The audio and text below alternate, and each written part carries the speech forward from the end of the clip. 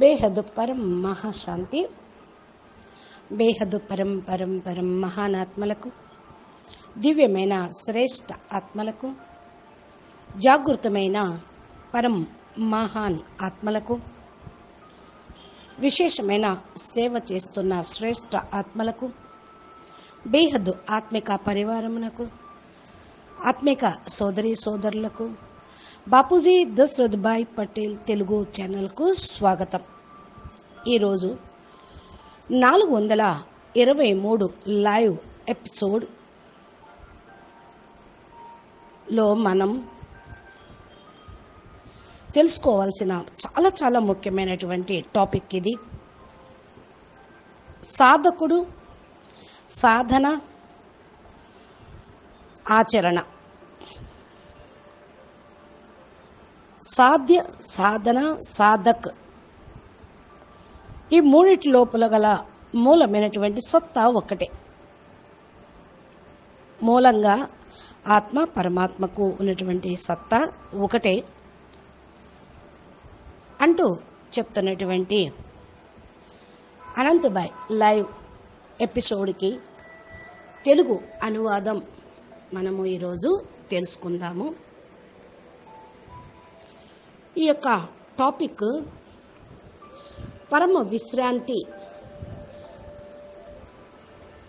ఎడల తెలుసుకోవాల్సింది. విశ్రాంతి సాధన అంటే ఏంటో వివరంగా ఈ యొక్క టాపిక్లో మనం తెలుసుకుందాము. పరమాత్మని యొక్క శక్తి పైన నమ్మకం పెట్టుకుంటాం. సాధకుడు లక్ష్య సిద్ధి కోసం చేసే సాధనలో తప్పకుండా చేరుకుంటారు. ఆత్మ సాధకుడికి ఆత్మను సాధించడం సాధ్యం అవుతుంది. పరమాత్మ ప్రాప్తి కూడా లభిస్తూ ఉంటుంది. కాబట్టి ఇక్కడ దీని గురించినటువంటి వివరాలు మనం టాపిక్లోకి వెళ్దాము. ఒకే ఒక శక్తి తప్ప ఈ ప్రపంచంలో ఇంకొకటి లేనే లేదు. ఆ శక్తి లోపల నేను అనేది లేదు, నీవు అనేది లేదు, ఇది అనేది లేదు, అది అనేది లేదు. ప్రపంచం యొక్క శక్తిని మనం ఒప్పుకోవాల్సిందే. అంటే ఈ ప్రపంచాన్ని నడిపించేటువంటి శక్తి ఏంటి, మన లోపల ఉన్నటువంటి శక్తి ఏంటి, దానికి దీనికి సంబంధం ఏంటి అంటే మనకు మన రచయిత అయినటువంటి పరమాత్మకు ఏంటి సంబంధం, ఇది తప్పకుండా ఒప్పుకోవాల్సిందే. వాస్తవంలో అసలు ఈ ప్రపంచం అనేది ఏమీ లేనప్పుడు కూడా ఆయన ఉన్నాడు. ఈ యొక్క శక్తి అనేది ఉన్నది. ఎప్పుడు ప్రపంచం లేనప్పుడు ఉంది, ఉన్నప్పుడు ఉంది, సమాప్తమైనప్పుడు కూడా ఉంటూనే ఉంటుంది. అందుకనే ఇక్కడ నాశతో విద్యతే భావో నా భావో విద్యతే సతః, ఇది గీతా శ్లోకం. లేదు అనేది ఒక అనుభవం. ఎవ్వరూ పరమాత్మ లేరు అనేవాళ్ళు కూడా ఉన్నవారు, స్వాభావికం ఇది. అయితే స్వతహానే ఈ భావంలో స్వాభావికం అనేది ఉంటూ ఉంటుంది. అది ఉన్నదే, పరమ సాధ్యమైనది. మనము సాధ్యం అనుకుంటే ఏదైతే లేదో అది సాధించడం ఎలా అవుతుంది అనుకోవచ్చు. ఇక్కడ సాధ్య అంటే ఆచరణమైనది, సాధన అంటే అభ్యాసము, సాధక్ అంటే సాధన చేసేవాడు. ఈ యొక్క మాట మాటికి వస్తుంది. దీన్ని మీరు ఈ యొక్క అర్థాన్ని బుద్ధిలో పెట్టుకొని ఈ టాపిక్ను వింటూ ఉండండి. ఇప్పుడు చూడండి, ఏమీ లేదు అన్నప్పుడు దాన్ని సాధించటం ఎలా సాధ్యమవుతూ ఉంటుంది అంటే ఏంటి, ఉన్నది అనే అనుభవము చేసుకోకపోతే అది అనుభవ రూపంలో కి రానే రాదు. ఇక తాత్విక దృష్టితోటి చూసినట్లయితే సాధక్ అనేటువంటి వారు, సాధకుడు ఏదైతే ఆచరణ, సాధన అనేది ఆచరణ లేకుండా చేయలేరు. సాధన ఆచరణ లేకుండా ఎలా చేస్తారు? అనుకునే అభ్యాసము అనేది ఉండాలి, ఆచరణ అనేది తీసుకొని రావాలి. పరమ విశ్రాంతిని పొందాలి అంటే సాధకుడు సాధన లేకుండా ఉండలేడు. అందుకని ఇక్కడ సాధకుడు ఆచరణతోటి వేరుగా ఉండడు. అంటే ఆచరణ చేస్తేనే సాధకుడు అవుతాడు. సాధన చేయకుండా ఉంటే, మరి ఆచరణ చేయకుండా ఉంటే సాధకుడు ఎట్లా అవుతాడు? అంటే సాధకుడికి సాధనకి మధ్య ఉన్నటువంటి శక్తి ఒకటే. దీని నుండి అంటే ఒకదాని నుండి ఒకటి వేరుగా ఉండటానికి వీలు లేదు. కాబట్టి సాధకుడు ఎవరైతే సాధన లేకుండా, సాధక అభ్యాసం లేకుండా ఉంటాడో ఆయన ఏమీ సాధించలేడు.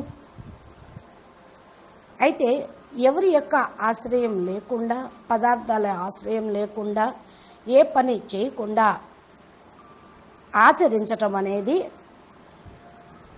కరెక్ట్ కాదు, ఆచరించలేరు. ఎవరైతే ఆచరణ లేకుండా సాధన అనేది ఎలా ఉండదో అదేవిధంగా తండ్రి తల్లిదండ్రులు లేకుండా బిడ్డలు ఉండరు, బిడ్డలు లేకుండా తండ్రి ఉండడు. అంటే బిడ్డలు లేనటువంటి తండ్రి ఎలా అవుతాడు? తల్లిదండ్రులు లేని పిల్లలు ఎలా అవుతారు? కాబట్టి ఈ ఇద్దరి మధ్యన రచయిత యొక్క శక్తి ఒక్కటే. ఎగ్జాంపుల్, సముద్రము మరియు అలలు రెండు ఒకటే. ఈ రెండు కూడా జలతత్వం యొక్క శక్తియే. అలలు లేకుండా సముద్రము లేదు, సముద్రం లేకుండా ఉంటే అలలు రానే రావు. అలలు సముద్రంలో నుండే కదా వచ్చేది. ఇది ఒక సిద్ధాంతము. ఎంతవరకు కూడా శరీరము తోటి ఆత్మకు జడంతో సంబంధం ఉంటుందో, శరీరంతో సాధకుడు ఎంతవరకు అయితే అభ్యాసం చెయ్యడో అంతవరకు ఆయన ఏమీ సాధించలేడు. అందుకని ఈ జడ పదార్థంతో సర్వదా సంబంధం అనేది ఉంటూనే ఉంటుంది. దీన్ని అర్థం చేసుకోవాలి అంటే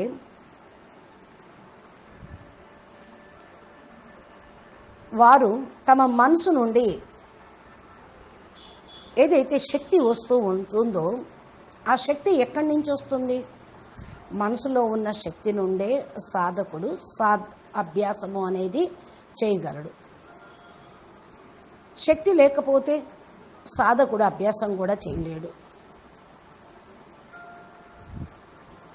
అనగా భోగు మరియు సంగ్రహం కూడా అభ్యాసముకి సహయోగం చేస్తూ ఉంటుంది. హృదయంలో అంటే గుండెలో నరాలకు, రక్త నాళాలకు ఎంత మహత్యం ఉంటుందో అంతగానే ఆత్మతోటి సాధకుడికి, శరీరానికి అంత సంబంధము ఉంటుంది. సాధకుడి యొక్క లోపం ఉంటే అభ్యాసము, సాధకుడు లోపం ఉందంటే అభ్యాసం చేయటం లేదు. పూర్ణ సాధకుడు అభ్యాసాన్ని చేస్తూ ఉంటే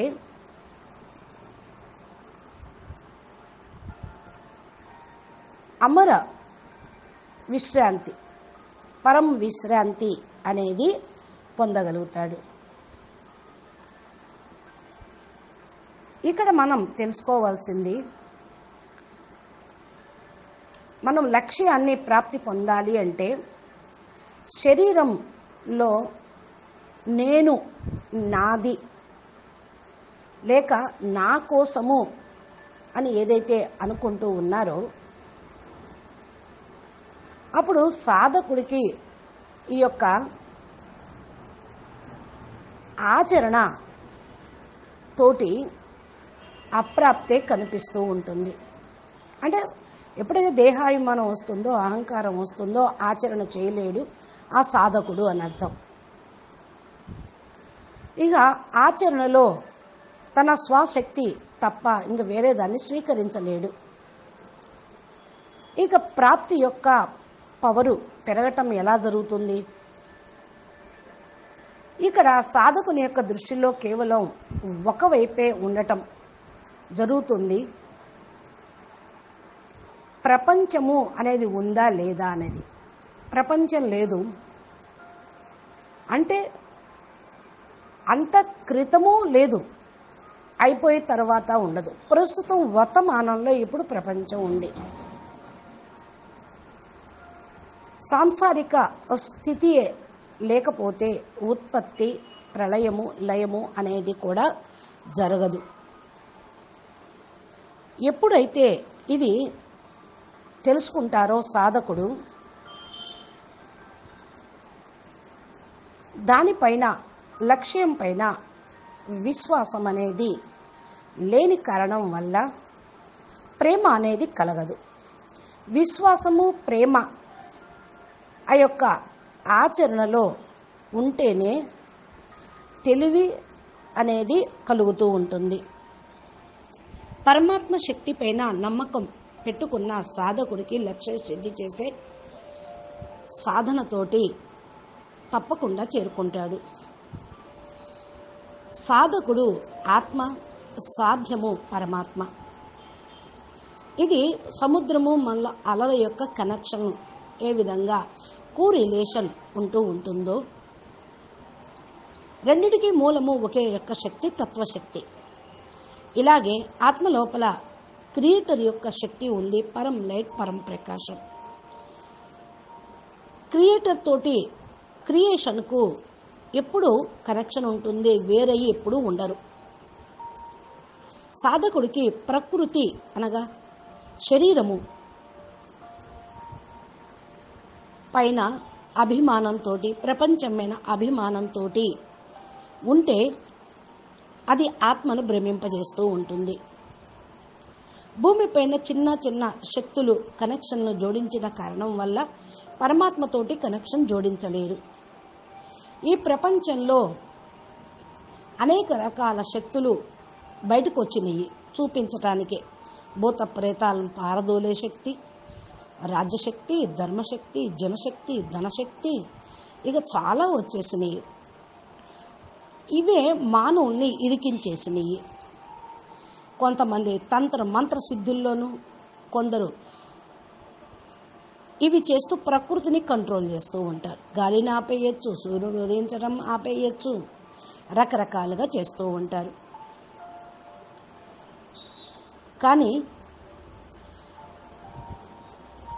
గత్యంతరం లేక కొంతమంది ఈ శక్తుల్ని ఒప్పుకుంటూ ఉంటారు. అయినప్పటికీ కూడా పరమాత్మ దయ చూపిస్తేనే ఈ శక్తులు కూడా వారికి లభిస్తాయి. ఆధ్యాత్మిక శక్తియే పరమాత్మనే శక్తి ఆత్మలోకి ఎప్పుడైతే వస్తుందో అప్పుడు పరమాత్మను పొందుటకు ఈ ప్రపంచంలో ఏ శక్తి కూడా ఆపలేదు. అందుకని పరమాత్మ నుండి శక్తి పొందటానికి విశ్వాసము అనేది ఉండాలి, ప్రేమ ఉండాలి. ప్యార్ హీ పవర్ అని అంటూ ఉంటారు. ప్రేమయే ఓ శక్తి. విశ్వాసము, ప్రేమ రెండు ఉంటేనే వాళ్ళు స్వతంత్రం అవుతూ ఉంటారు. విశ్వాసం దృఢంగా అయితే ప్రేమ ఆటోమేటిక్గా అదంతట అదే కలుగుతూ ఉంటుంది. ప్రేమ లేకపోతే విశ్వాసము తగ్గినట్టే. అనగా పరమాత్మను ఏదైతే పొందాలో లక్ష్యంగా ప్రపంచం పైన విశ్వాసం కూడా ఉండాలి. ఈ యొక్క నిశ్చయమే, ఈ పూర్ణ విశ్వాసమే ఒకే ఒక శక్తిని తీసుకొస్తుంది. ప్రపంచంలో ఇలాంటి శక్తి ఇంకొకటి లేదు. ఇక్కడ సంపూర్ణమైనటువంటి కోరికలతోటి మూలమైనటువంటి శక్తిని, పరమాత్మని యొక్క శక్తిని పొందగలుగుతారు. ఒకటే అన్ని కోరికల కంటే ముఖ్యమైనది, అన్ని కోరికలకు మూలమైనది ఒకే ఒక కోరిక, పరమాత్మని పొందటం. దానిలోనే అన్ని కోరికలు ఇమిడి ఉన్నాయి. ఇక్కడ మనం ఏదైతే తమ స్వాభావిక కోరికల కోసం పరమాత్మనే వదిలేస్తూ మర్చిపోతూ ఉంటాం. ఇక శారీరక సహాయంతో మన కోరికలనే పూర్తి చేసుకోవాలనుకుంటూ ఉంటాం. వాస్తవంగా పరమాత్మ ప్రాప్తిలోనే శారీరక, సంసారిక కోరికలన్నీ కూడా ఇమిడి ఉంటాయి. అయితే పరమాత్మ ప్రాప్తిలో ఇవి ఉండాలని ఏమీ లేదు. పరమాత్మ మన లోపలే ఉన్నారు అంటే ఆయన శక్తి మన లోపల ఉంది, మనము ఆయనలోనే ఉన్నాము. అందుకని ఏమి చెయ్యాల్సిన అవసరం లేదు.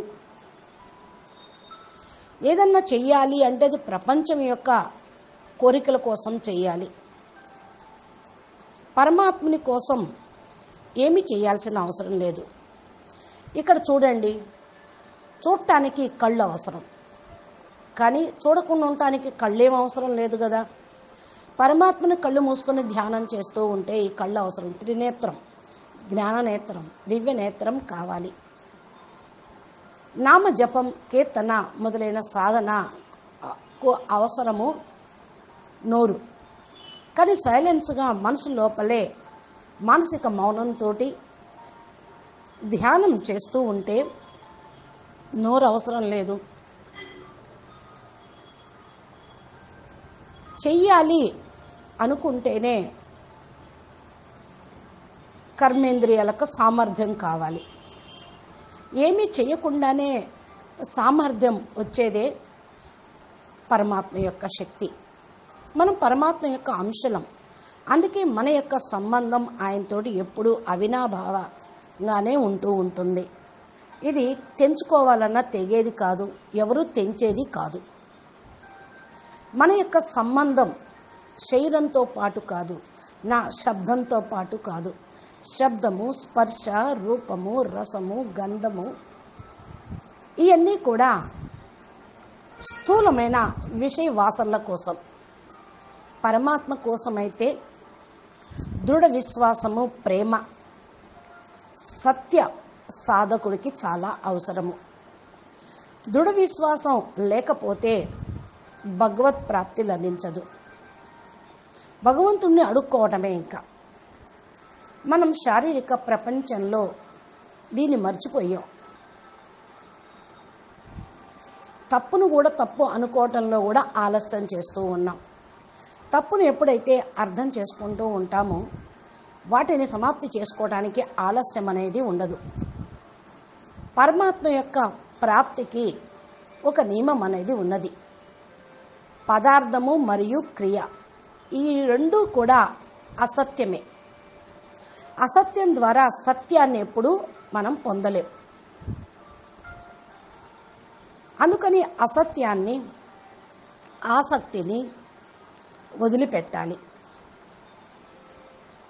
సంబంధము స్థూలమైనటువంటి శరీరంతో, కర్మేంద్రియాలు, ప్రపంచంతో వదిలేయాలి.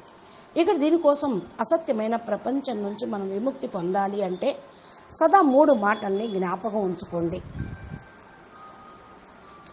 నాకు ఈ ప్రపంచంలో ఏమీ లేదు. మేరా కుచ్ భీ నహీ హై. ఈ ప్రపంచంలో నాదంటూ ఏమీ లేదు. 2వ పాయింట్, నాకు అసలు ఏమీ అవసరం లేదు. మేరే కు కుచ్ నహీ చాహియే. 3వది, మై కుచ్ నహీ హూ. అసలు నేను ఏమీ కాను.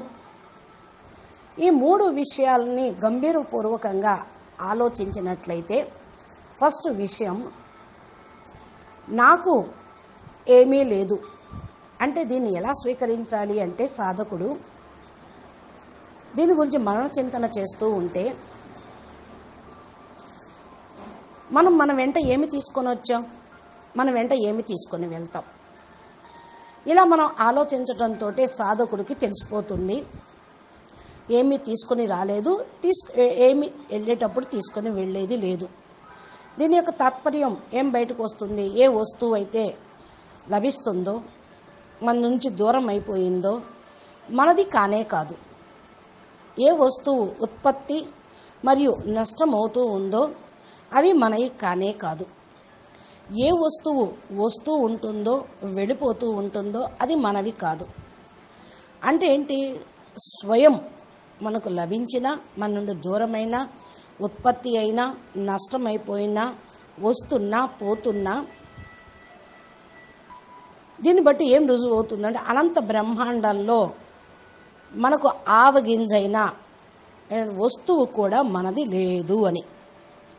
రెండో విషయము, మేరే కు కుచ్ నహీ చాహియే, నాకు ఏమీ అవసరం లేదు అంటే సాధకుడి యొక్క ఆలోచన ఈ ఆలోచన ఉండాలి. ఏంటది, ఎప్పుడైతే ఈ ప్రపంచంలో ఏ వస్తువు నాది కాదు అనుకున్నప్పుడు ఇక నాకేం కావాలి,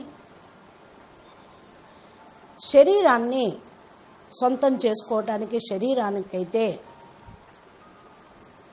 కావాలి. అంటే శరీరమే నాది కాదు, నేను ఆత్మను. నాది అనుకోవటంతో ఈ శరీరం పుట్టింది. ఈ శరీరం కోసం ఇక మనము రోటీ కపడా और మకాన్ తినటానికి ఉండటానికి కట్టుకోవటానికి కావాలి అనేవన్నీ కూడా వస్తూ ఉంటాయి. నేను ఆత్మను శరీరాన్ని కాదు అనుకుంటే నాకు ఇంకేం కావాలి, నేను నాది, ఆత్మ శరీరం వేరైపోతుంది. ఇక నాకేం కావాలి అంటే దీని యొక్క తాత్పర్యం సాధకుడికి ఈ సత్యాన్ని తెలిసినప్పుడు నాకు ఏమీ అవసరం లేదు అనే సత్యాన్ని స్వీకరించడంతో సమర్థవంతుడవుతాడు. మూడో విషయం, నేను అసలు ఏమీ కానే కాదు. శరీరము మరియు ప్రపంచాన్ని ఏదైతే చూస్తూ ఉన్నామో ఇక్కడ నేను అనేదాన్ని మనం చూడటం లేదు. నేనంటూ ఏమీ కాదు అని. శరీరము కనిపిస్తూ ఉంది, ఆత్మను చూడలేం కదా. ఆత్మను స్వయం అనుభవం చేసుకుంటూ ఉంటాం. శరీరం కనపడుతూ ఉంది, ఆత్మనైతే పొందాలి అంటే అనుభూతితోటే పొందటం జరుగుతుంది.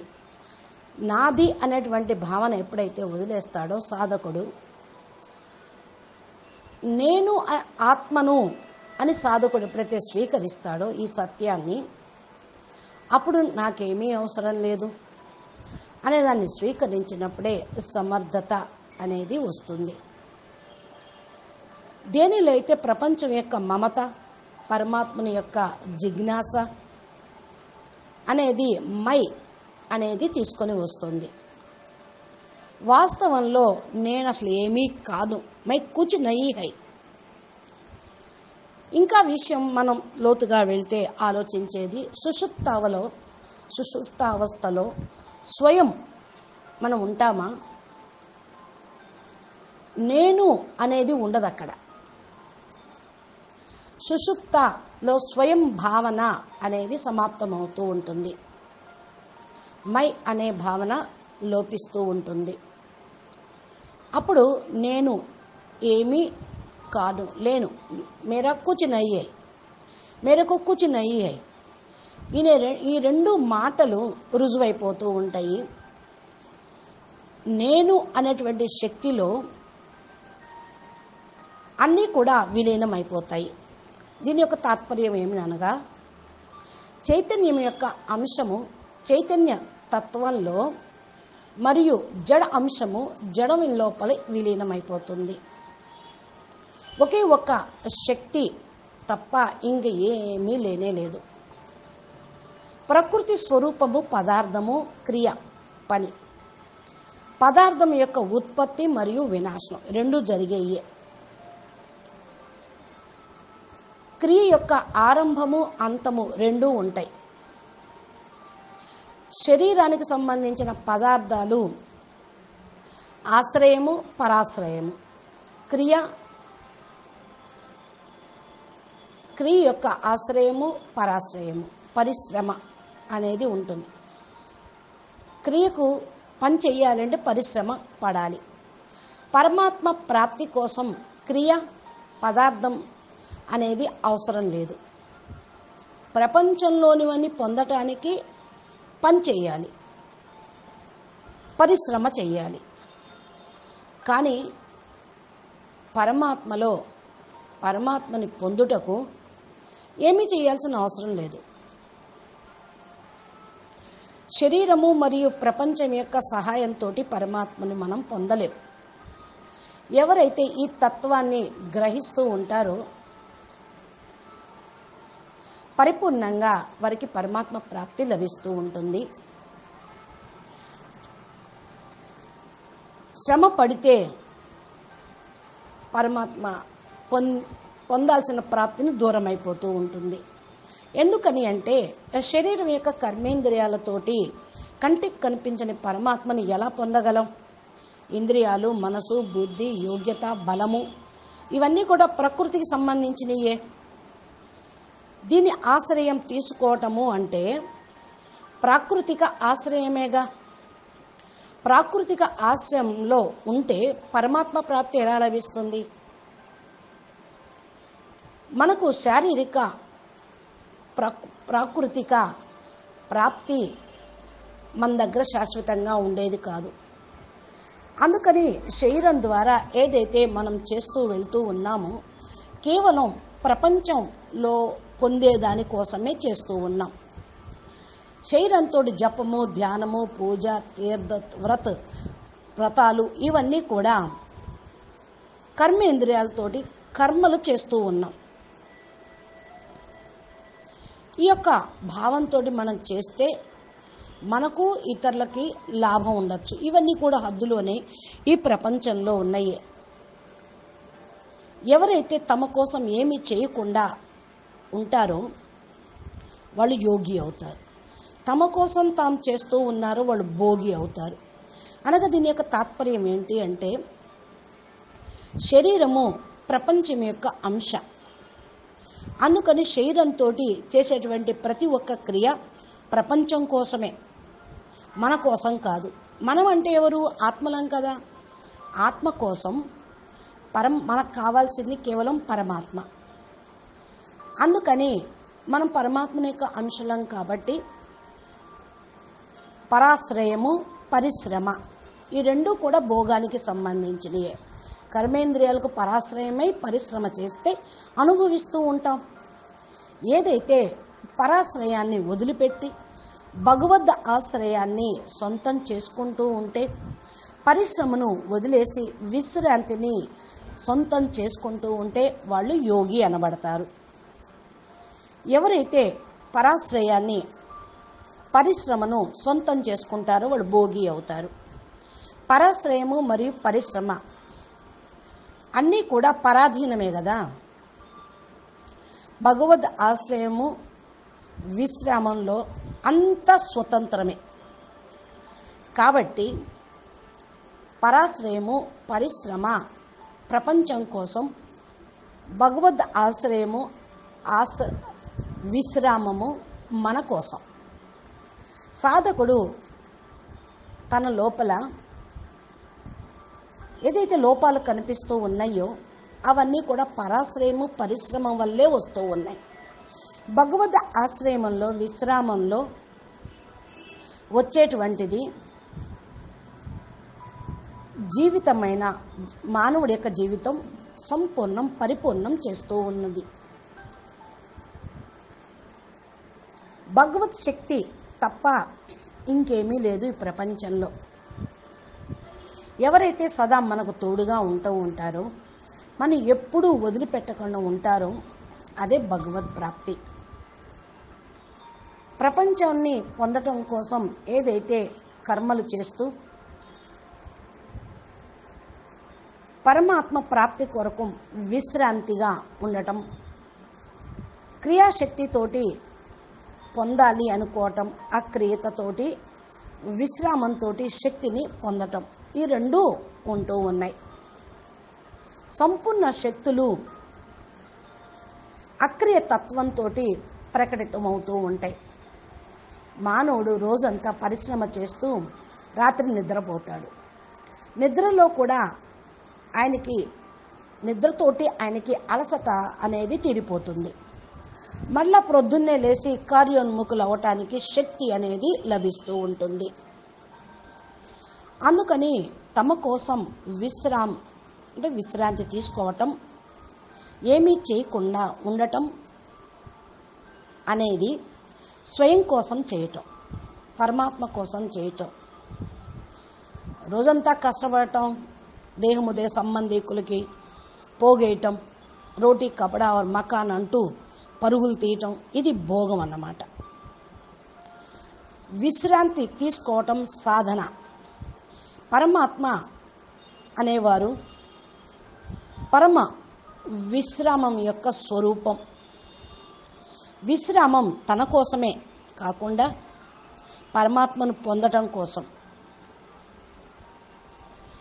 అయితే ఇక్కడ విశ్రాంతి తీసుకుంటున్నా ఏం చేయకుండా అంటే స్వయం కోసం కాకుండా పరమాత్మ కోసం చేస్తే నిత్యం పరమాత్మ యొక్క శక్తి నిరంతరం మీ లోపల ఉంటూ ఉంటుంది. అందుకని పరమాత్మ కోసం విశ్రాంతి తీసుకోవాలి.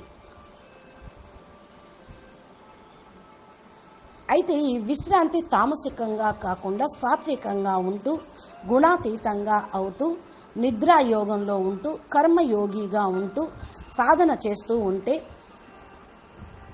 భగవత్ ప్రాప్తి అనేది లభిస్తుంది. భగవత్ ఆశ్రయము కూడా లభిస్తూ ఉంది. భగవద్ ఆశ్రయము విశ్రామంతో పారమార్థిక కోరికగా ఎవరైతే కలిగి ఉంటారో, భగవత్ ఆశ్రయము విశ్రాంతితోటే లభిస్తుందని పారమార్థిక కోరిక కలిగి ఉంటూ ఉంటారు. వీరి లోపల సాంసారిక కోరికలన్నీ తొలగిపోతూ ఉంటాయి. ఇక సాధకుడికి భగవంతుని పైన విశ్వాసము లేకుండా ఉంటే, తమ పైన విశ్వాసం ఉంటే స్వ ఆశ్రయాన్ని పొందలేరు. ఇలాగ భగవత్ ప్రాప్తి కోసం ఆయన్ని విశ్వసించాలి. స్వధర్మం కోసం అనగా కర్తవ్యము, ఆశ్రయము తమ కోసము చేస్తూ ఉంటారు. నేను భగవంతుని యొక్క అంశను, భగవంతుడు నాలో ఉన్నారు, నేను భగవంతునిలో ఆశ్రయమై ఉన్నా, నాదేమీ లేదు, నాకేమీ అవసరం లేదు. ఇక్కడ స్వ ఆశ్రయం అనేదే ఉన్నది. పదార్థము మరి క్రియ ఇతరులకు కాకుండా ధర్మాశ్రయంగా ఉంటే పొందగలుగుతూ ఉంటారు. భగవత్ ఆశ్రయము భక్తి యోగం ఉంటే, స్వ ఆశ్రయము జ్ఞానయోగంగా ఉంటుంది. ధర్మం యొక్క ఆశ్రయము కర్మయోగంగా ఉంటూ ఉంటుంది. ఈ 3 యోగాల ద్వారా పదార్థము మరియు క్రియారూపం ప్రకృతి యొక్క ఆశ్రయం నుండి తప్పిస్తూ ఉంటుంది. అప్పుడు స్వతహా సిద్ధి స్వరూపంగా కాగలుగుతూ ఉంటారు. అన్నిటికంటే కూడా ఈ 3 కూడా సర్వశ్రేష్టమైనది జ్ఞానయోగం, స్వయం ఆశ్రయించటం. రెండోది ధర్మ ఆశ్రయము, కర్మయోగము. ఇవి శ్రేష్టమైనవి. ఈ రెండిటికి యొక్క మూలం యొక్క భావన ఏంటి అంటే భగవద్ ఆశ్రయంతో లభించేది. ముక్తి కోసం, జీవన్ముక్తి కోసం మనం పొందేదే ఇది కర్మయోగి, జ్ఞానయోగి. జ్ఞానము యోగంతో మానవ జీవితం యొక్క చరమ లక్ష్యం పరంపదం జీవన్ముక్తి అనేది దీని ద్వారానే పొందగలుగుతూ ఉంటారు. ఇక్కడ నేను అనేది లేదు, నాకు ఏమి కావాలనేది లేదు. అప్పుడు అన్నిటి నుండి ముక్తులైపోతూ ఉంటారు. భగవంతుని కోసం, పరం పొందటం కోసం జ్ఞాన మార్గాన్ని అనుసరిస్తూ ఉండండి. అచ్చా, పరం శాంతి. నమస్తే, ధన్యవాదాలు. బేహద్కే బేహద్ పరం పరం పరం. మహాశాంతి హై, మహాశాంతి హై, మహాశాంతి హై. నమస్తే. పరం మహాశాంతి.